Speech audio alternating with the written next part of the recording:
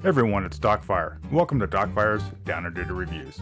If you're looking for unbiased reviews on autococker parts and markers, well, you've come to the right place. Because I have to buy this stuff out of my own pocket. Anyway, enjoy the show. And if you have a good time here, do me a favor, hit that like and subscribe button. Have a good one. All right, hey everyone, it's Docfire, and I'm going to do some down and dirty reg dynos on some old school regs. And I got a list here, I got a pile of them sitting here. Most of these have all been rebuilt. Not really an old school, this is a resurrection reg. Smart Parts, Black Magic, Another War Games, these are pretty much identical. Bob Long, A&S, they're selling these again. It's interesting. And then the reg that's in here right now, it's kind of dark. Let me try to come on the other side. That is a Planet Eclipse. It's an older Planet Eclipse, but it was a new old stock that has a brand new reg, piston seat, and seals. Put this all back. And, I'm not going to go too far into as depth as I did on the regs that are currently available on the market right now. Because I don't think it's really worthwhile. I think these regs, I think these are all good. Surprisingly, I've already run this guy right here. It's the Black Magic, the War Games reg. And granted, it was running on a stock War Games autococker in the vintage that it probably would have come on. It performed pretty outstanding. Right up there. So, but let's look at the Planet Eclipse reg. That's what I have in there right now.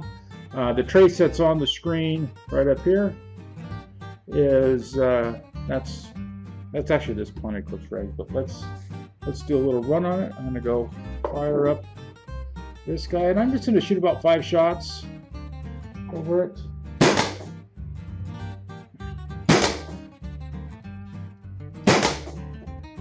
I'm going to shoot a rapid fire right here. That's target 5. Okay, now we're going to stop this. Let's go analyze this data now. Remove all the stuff. Okay, so I have that stopped. Let's go all the way back to number 1. So the first time, so that first one.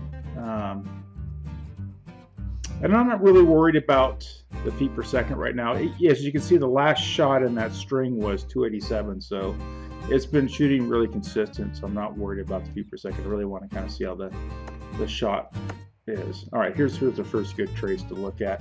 So at the bottom line, obviously, is what we're looking at, and I can zoom into this, and I'll just stay out here. Makes more sense. But this guy right here is what we're looking at.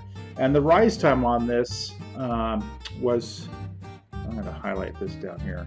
The rise time was 34.49 milliseconds. The rise time on the input or the tank reg was 70 milliseconds. Pretty interesting. And that's the CP tank reg, just to let you know. And the RMS was 201, the maximum was 202, and the minimum was 161 on that. So that's probably going to be pretty consistent as I go through these traces. You got 36 milliseconds, 201, 202, 161. 33 milliseconds, getting a little bit better.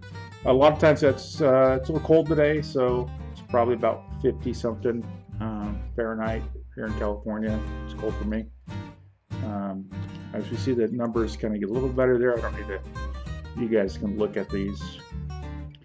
And if you look here at this trace, you see that it goes up, tops off, and then it kind of pans out and finally gets there. But now remember, these 5 or 6 shots were slow shots, so it gave time for the reg to cycle, then get back to a complete balance point and start over again. And we're going to get to our sequence. Here's our sequence of shots. Here's the first sequence. I'm going to back up 1, and I'm going to bring down this trace line. This is an adjusting line. I'm going to put it right there because I know that this is kind of the starting point. So it's about 200 psi, give or take. We'll kind of, and what I want to see is I want to see I can't put my finger there, but on this blue trace, I want to see that this line, after it refreshes, I want to see that it goes back to the 200 psi, which it does in all of these. And so these are all showing a 25 millisecond response, 24 millisecond response. Pretty good. That's it's not bad. So under rapid fire, this PE reg works pretty good. Now, I would kind of expect that because this PE reg is during the generation of their electric markers. Well, 90% of all the markers were electric, but it was really kind of designed for that. So this reg has a more than reasonable refresh rate. So if I were to bring up a calculator, which you guys aren't going to be able to see here. Oh, whoops, wrong button.